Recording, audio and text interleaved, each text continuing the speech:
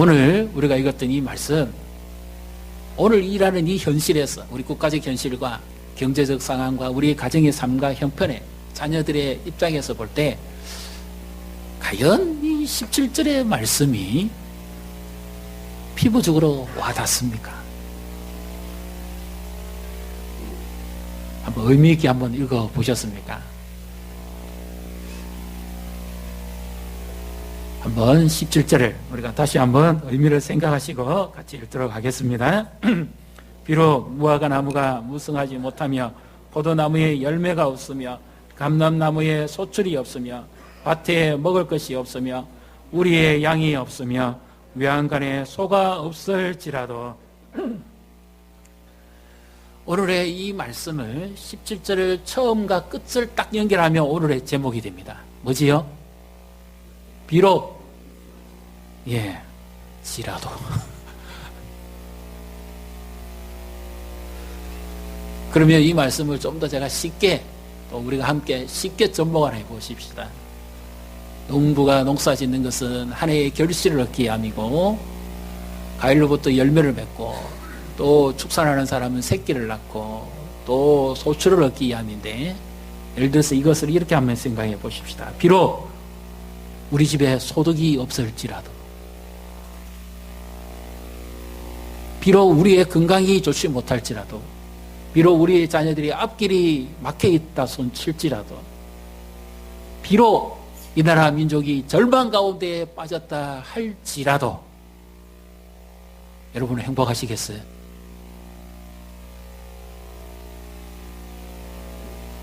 아니면 내게 있는 지금 뭐가 없다, 어떤 조건도 없고, 아까 제가 말씀드렸죠, 행복에 대한 조건의 어떤 상황이 도저히 아닙니다. 그럴지라도 나는 행복합니까?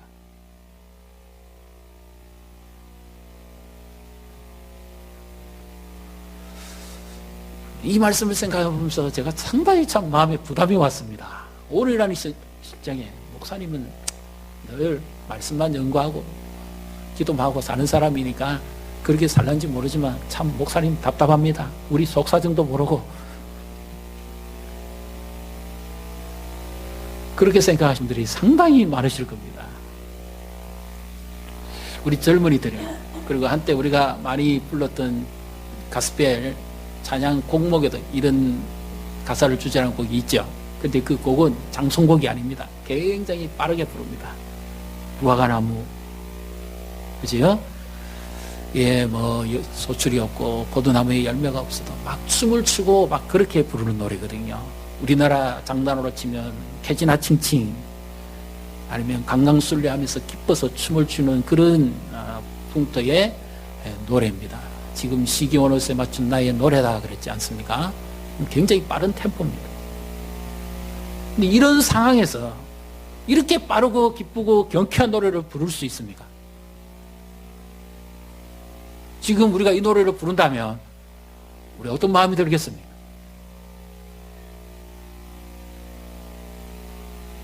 어쩌면 이 부분은 성경이 좀 싹 빼버리고 바로 연결되어야 되는 거 아닙니까? 내가 정말 행복하다면.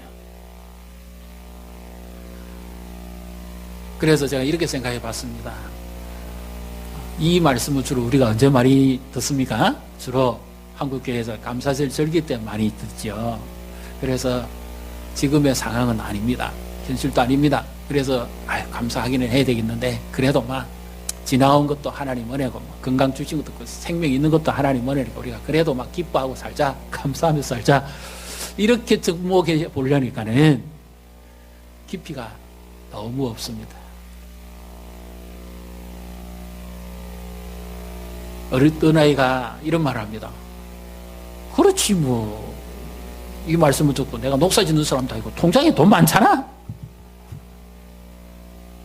그런 거 없어도 통장에 돈 많으니까 나는 행복하지, 우리 집은. 근데 정말 이런 상황에 우리가 행복할 수 있을까요? 기뻐할 수 있을까요? 노래를 부를 수 있을까요? 우리가 지난주에 말씀을 나눴습니다. 시대적으로는 절망이고 그 나라와 그 민족을 바라볼수록 암울하고 아무런 소망도 기쁨도 없는데, 하나님께서 환란의 날에 갈대아 사람들이 쳐들어오는 바벨론 군대가 쳐들어와서 예루살렘을 불태우고 성전 기둥이 빈 금 도금까지 다 벗겨가는 그 상황입니다. 그리고 많은 젊은이와 인재들을 끌고 가고 포로로 잡아갑니다. 능력의 날이요 책벌의 날이요 징계의 날입니다. 그럴 때에 그 날을 기다린다. 그래서 하나님께서 그의 눈을 열어서 하박국이라는 선지자의 눈을 열어서 그쪽을 쳐다보지 말고 이쪽을 쳐다보라고 하면서 이스라엘의 동쪽으로 저 대만 땅에 하나님께서 지금 질풍노도와 같은 속도로 달려오시는 그 하나님을 바라보라고 그렇게 그의 눈을 바꿉니다. 그 순간에 그가 지금은 상황 때문에 절망적이고 놀래가지고 바벨론 군대가 쳐들어오므로 모든 것이 사라질 것이라는 그 두려움에 떨고 있다가 시선을 바꾸고 나니까 하나님이 어떤 분인가, 하나님이 전 속도로 달려오는 그 하나님을 보고 놀래가지고 다리 밑턱이 덜덜덜 떨리고 무릎이 소리가 날 정도로 다다다다닥 어찌할 바를 모릅니다. 너무 놀래가지고 그랬던 겁니다.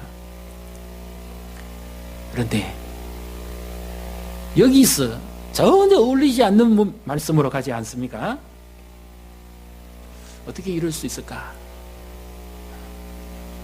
이 말씀을 생각하다가 참 제가 과거에 한 모습을 떠올려 봤습니다.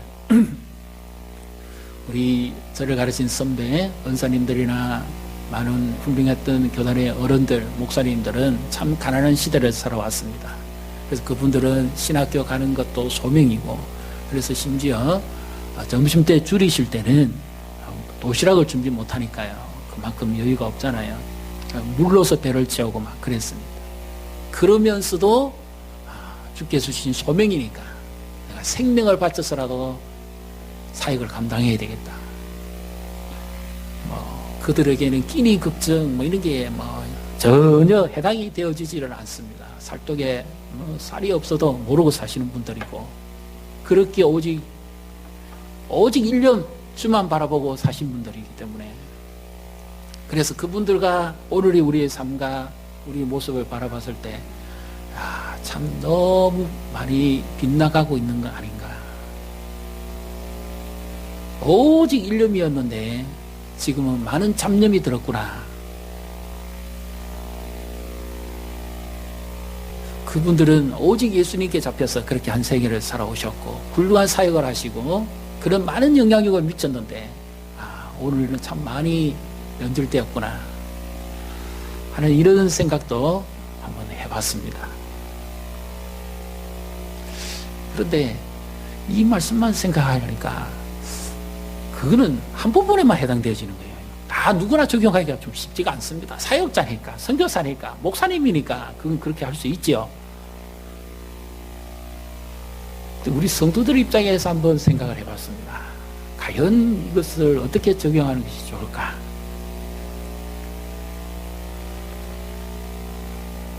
만약에 어떤 사람이 취직을 준비하면서 공무원 시험도 요즘 어렵잖아요. 그 다음에 직장에 들어가기가 하늘의 별 따기만큼 어렵다 그러지 않습니까? 그런 상황에 시험을 치고 면접을 보게 되는데 면접관이 다 좋은 점수를 매깁니다. 그런데 주일날 저는 나오지 못합니다. 왜 못 나옵니까? 주일을 온전히 하나님 앞에 예배하고 섬겨야 됩니다. 그렇게 말한다면 이 사람은 어떻게 되겠습니까? 지금 시간 아르바이트 그거 하나만 자리가 비어도 수백 명이 전화가 와서 나를 좀 채우게 달라고 하는 이런 어려운 때입니다. 나는 온전히 주님만 섬기고 주님을 예배하는 날입니다. 그렇게 한다면 아무리 조건이 좋고 상황이 좋아도 만약에 이 사람에게 그런 소리를 들었다면 그 면접관들이나 기업의 참모들은 이 사람을 어떻게 생각하겠습니까? 합격을 시켜주겠습니까? 말할 필요도 없죠. 당연히 탈락입니다. 기업체에서나 그룹에서는 얼마나 필요한 인재를 선택하기 위해서 혈안인데요. 주일도 아랑곳하지 않고 와서 열심히 일해주고 헌신해줄 그럴 사람을 찾지, 누가 자기 권리 다 주장하고 주일은 나는 못 옵니다, 이런 사람을 선택할 사람이 누가 있겠습니까? 당연히 떨어질 수밖에 없지요. 그러면 새로운 직장을 구하고 일자리를 찾기가 그래 쉽습니까? 그런데 참 하나님은 우리가 모를 일을 하시는 분입니다. 우리의 신앙은 결코 현실을 동떨어서 살아가지 않는다는 겁니다. 당연히 실패할 수밖에 없지요. 당연히 떨어질 수밖에 없는데 하나님께서 어떤 한 사람을 그에게 다시 하나님이 쓰시기 위해서 준비하십니다. 그 그룹의 임원들이나 면접관들에게 전화가 오게 해서 이런 이야기를 합니다. 주일 예배만 잠시 마치고 가면 안 되겠냐 했을 때 자기는 안 된다 그랬거든요. 그런데 나는 온전히 주님을 예배하고 성도들과 교제하고 섬기기를 원합니다. 그런데 면접관들이 다시 전화가 와서 그러면 당신 주일 마음대로 하세요. 마음껏 예배하고 섬기고 우리의 모든 책임을 맡아달라고. 이렇게 아름다운 결과를 얻었습니다. 제가 그 이야기를 들었을 때는 참 감동적인 게 하나가 있었습니다. 뭐냐면 조건이 좋고 자리가 좋아서 그런 것이 아니라 어려울 때 참 그런데 취직되는 것도 얼마나 값진 일입니까? 근데 더 중요한 것이 하나 있었어요. 뭐냐? 그분의 그 신앙이 하나님께 인정을 받았다는 겁니다.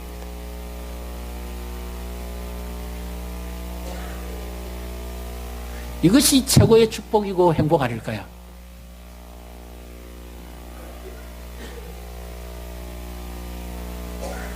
이제는 안정적인 자리에 앉아있고 미래도 준비되어 있고 모든 것이 자기만 잘하면 다 인정받고 좋은 위치에 있습니다.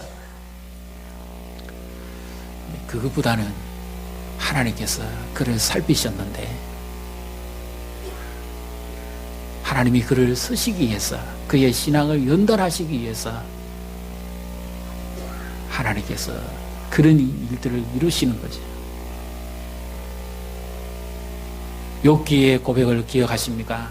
욥은 하나님께 신앙이 인정된 사람입니다. 사탄에게 심지어 시험해봐라, 우스 땅에 욥이라는 사람이 있는데 하나님을 경외하고 정직한 자고 순전한 자들, 악에서 떠난 자들아. 그래서 사탄이 와서 하나님 복을 주니까, 하나님 그렇게 해주시니까 하나님 잘생기죠. 그랬을 때 그럼 네가 한번 시험해봐라. 하나님도 인정했던 사람입니다. 동시에 사단도 감시할 정도였습니다. 그런데 욥이 연단을 겪습니다. 그 가운데 하나님이 침묵하십니다. 비로소 마지막에 하나님께서 행하신 일을 보고 그가 이런 고백을 합니다. 내가 지금까지는 하나님에 대해서 듣기만 하였습니다. 하나님의 말씀을 사랑하고 하나님의 말씀을 청정하고 가까이 하는 것은 얼마나 큰 축복이고 은총입니까? 이런 예배자들이 되시기를 축복합니다. 말씀을 사랑하고 가까이 하고 그렇게 하는 것이 얼마나 놀라운 은총이고 축복입니까? 그런데 욥의 고백은 거기서 더 나아갑니다. 연단받기 전까지는 끝까지 하나님을 알았습니다. 그런데 더 놀라운 고백은 내가 이제 비로소 내 눈으로 주를 배움나이다. 듣고 말씀을 가까이 하고 사모하고 청정했던 신앙이 아니라 이제 직접 하나님을 보는 눈으로까지 그의 신앙이 성장했습니다. 욥은 인정을 받았죠.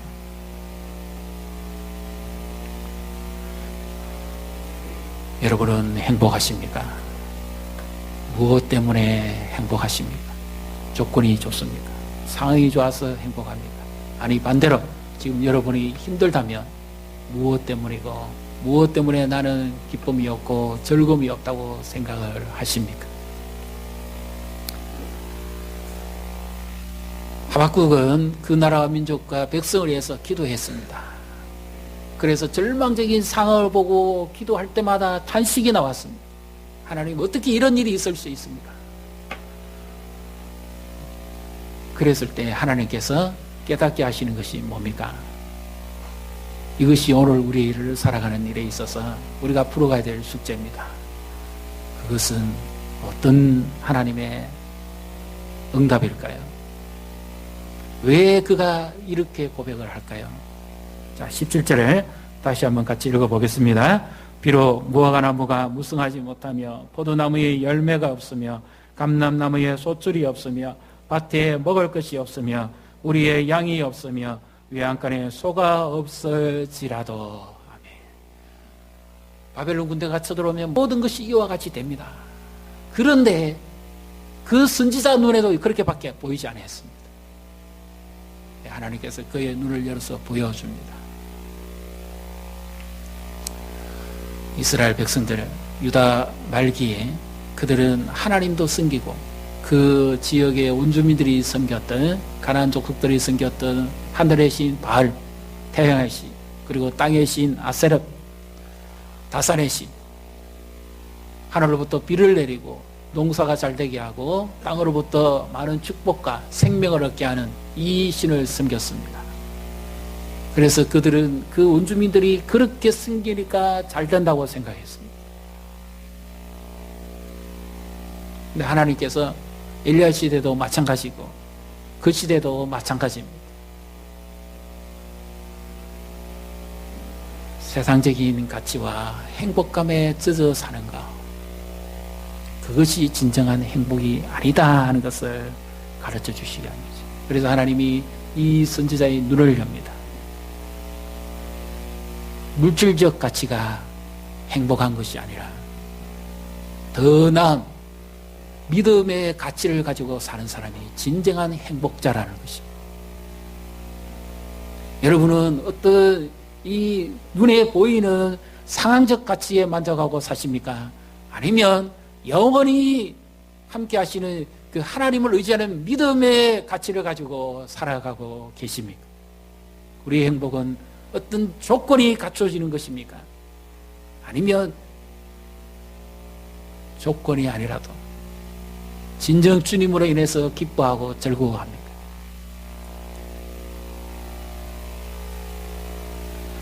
우리가 잘 알고 있는 다니엘의 세 친구들이죠. 이 시대에 포로로 끌려갑니다.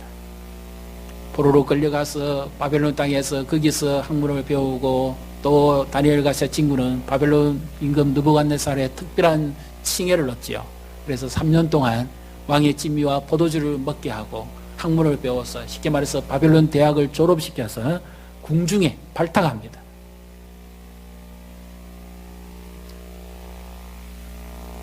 그런데 다니엘은 어떻게 살아갑니까? 그 좋은 혜택과 상황과 조건이 한 번 오면 다시는 놓칠 수 없습니다. 수많은 사람이 그 자리에 오르지 못해서 그렇게 할 수만 있으면 아무나 해서 그렇게 하고 싶습니다. 근데 다니엘과 이 세 친구들은 뜻을 정하죠. 물질적 가치가 아니라, 상황적 가치가 아니라 믿음의 말씀을 쫓아 살아가죠. 심지어 간지가 오르고 난 다음에 어느 날 바벨론 임금이 꿈을 꾸고 난 다음에 자기의 왕위를 지속적으로 하기 위해서 다니엘로부터 뜻을 풀이받고는 금으로 된 형상을 세우죠. 그래서 누구든지 그 신에게 절하지 아니하는 자는 다 풀무불에 집어 던지겠다고 협박을 합니다. 꽹과리가 불고 온갖 악기가 동원되어지고 신호가 올라가면 마치 일제강점기 때 신사 참배하듯이 어떤 소리가 들리면 거기에 고개를 숙이고 절을 해야만 됩니다. 그런데 이 다니엘과 세 친구는 그렇게 하지 않습니다.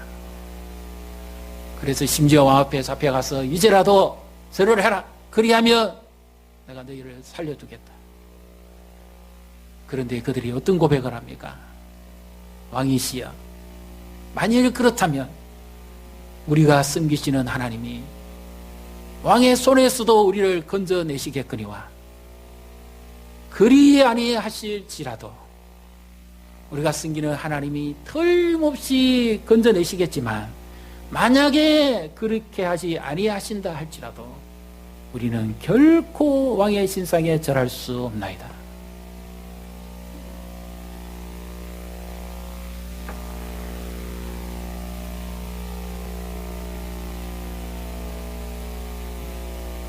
지금 우리의 형편이 어떻습니까?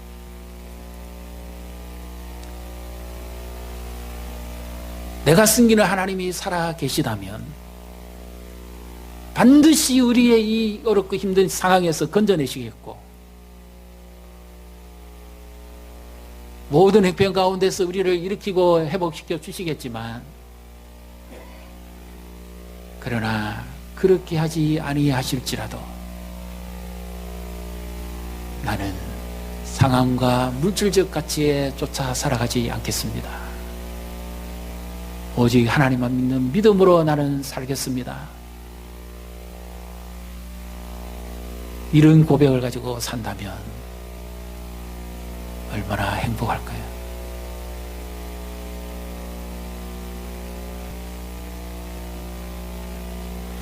하나님께서 그 사람을 앞으로 어떻게 쓰실지 제가 한번 생각을 해봤습니다. 다른 그 어떤 것도 아니고 그의 신앙도 인정받았고 그 한 사람이 들어가는 기업이나 직장에서 그는 그 어떤 것도 흔들리지 않을 겁니다. 오직 주만 믿고 의지하며 그가 섬기는 하나님을 그 많은 사람들에게 자기 밑에 있는 관리들에게 직원들에게 예수님의 모습을 보여줄 거 아닙니까? 그러면 그 사람을 통해서 많은 사람들이 예수님이 그동안 귀로 듣기만 했는데 추측만 했는데 예수님은 이런 분이구나 하는 것을 그는 보여주지 않을까요? 하나님께서 그 기업을 이렇게 세울 것이고 그런 사람들을 하나님께서 준비시켜 갈 것이고 그 한 사람 때문에 결론적으로 나라의 모기업이니까 국가도 살고 민족도 회복되지 않을까요? 우리와 우리의 자녀들이 우리의 다음 세대들이 하나님이 세우신 곳에서 학교든지 직장이든지 기업체든지 공무원이든지 어느 곳이든지 다니엘같이 가졌던 그런 신앙 물질의 가치에 만족하지 아니하고 진정한 하나님을 섬기는 영적인 가치 상황적 가치에 만족하지 아니하고 진정한 본질적인 말씀의 가치를 쫓아가는 그런 사람들이 되어지기를 주님의 이름으로 축복합니다. 그래서 우리 한 사람 한 사람이 우리의 자녀를 통해서 우리의 다음 세대를 통해서 예수 그리스도를 보여주고 이 절망적인 상황에 세상적 가치와 세상적 행복에 겨워 사는 사람들에게 진정한 행복이 무엇인지 진정으로 믿는 자의 삶이 어떤 것인지 보여줄 수 있다면 이 나라는 다시 회복되어질 수 있다는 사실을 믿으시기를 바랍니다. 그런 한 사람을 통해서 학교는 일어설 것이고 직장은 회복될 것이고 나라와 민족은 서게 될 것입니다. 당장에 우리가 원하는 상황이 바뀌지 않는 것이 중요한 것이 아니라 그런 한 사람이 준비되지 않은 것이 현실적인 위기지요.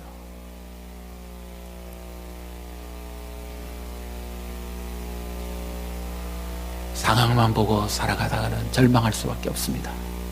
우리나라에 처음 들어와서 복음을 전했던 언더우드 아펜젤러 선교사는 조선 땅에 왔을 때 이런 기도를 했습니다.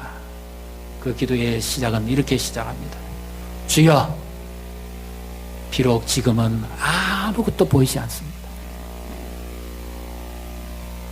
머리 상투하고 여인들 치마 조거리 입고 쪽두리하고 다니고 이 서양 선교사들을 보고 서양 귀신이라고 부를 그런 형편이었습니다.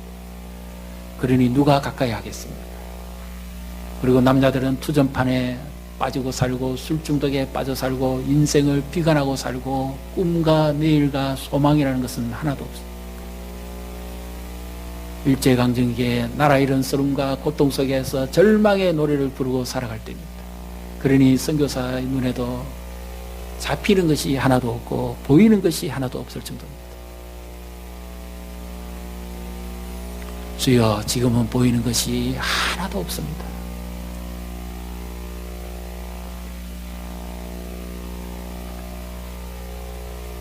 그러나 지금은 우리가 할 수 있는 일도 아무것도 없습니다. 비록 그럴지라도 주께서 이 조선 땅을 기뻐하신다면 우리는 하나님께서 행하실 일을 바라봅니다.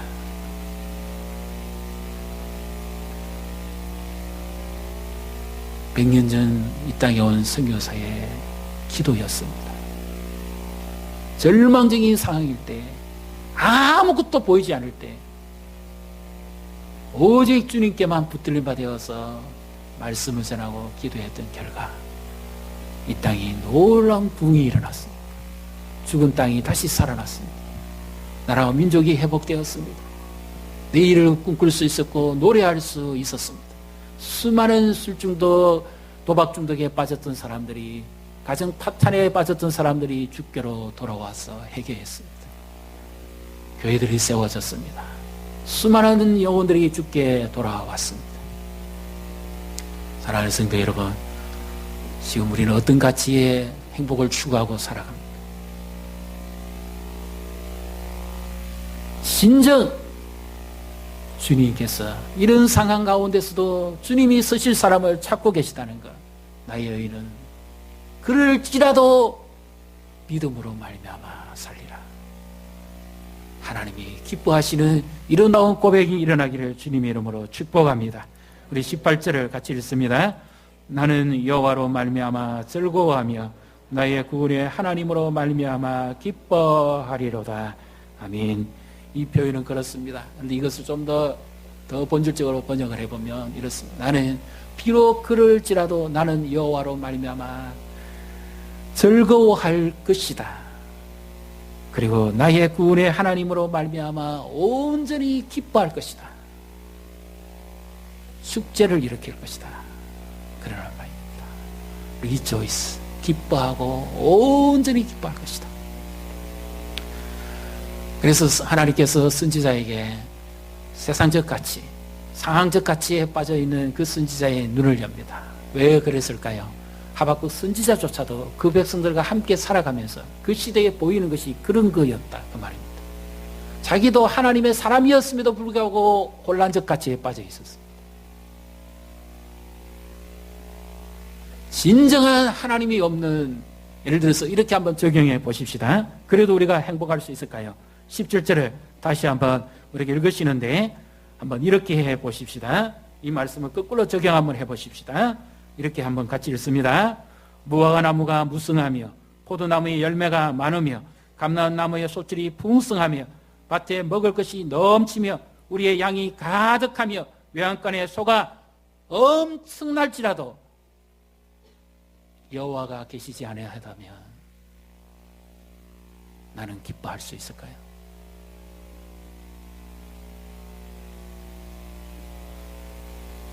내 직장이 그렇게 잘 되고 기업이 잘 되고 가게가 잘 되고 사업장이 잘 되고 가정이 부족함이 없어도 여호와가 함께 계시지 않는다면 나는 행복할 수 있을까요?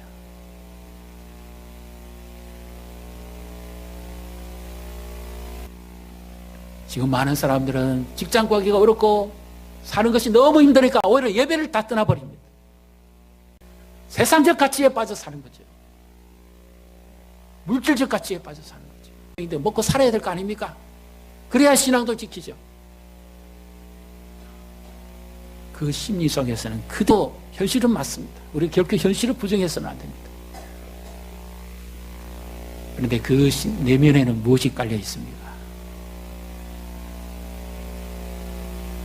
진정 하나님을 의지하는 신앙이 있습니까? 진정 하나님을 예배하고자 하는 그 사모함이 있습니까? 지금 나를 향해 달려오시는 하나님을 전혀 보지 못하잖아요. 안정된 직장만 구하고 안정된 상황만 추구하고 살아가지, 그 속에서 정말 하나님이 나와 함께 계신가 하는 것을 경험하고 살아가지 못하고 있잖아요. 우리가 물려줄 수 있는 것이 있다면 무엇입니까? 하박국이 지금 잘못 노래를 부르고 있습니까?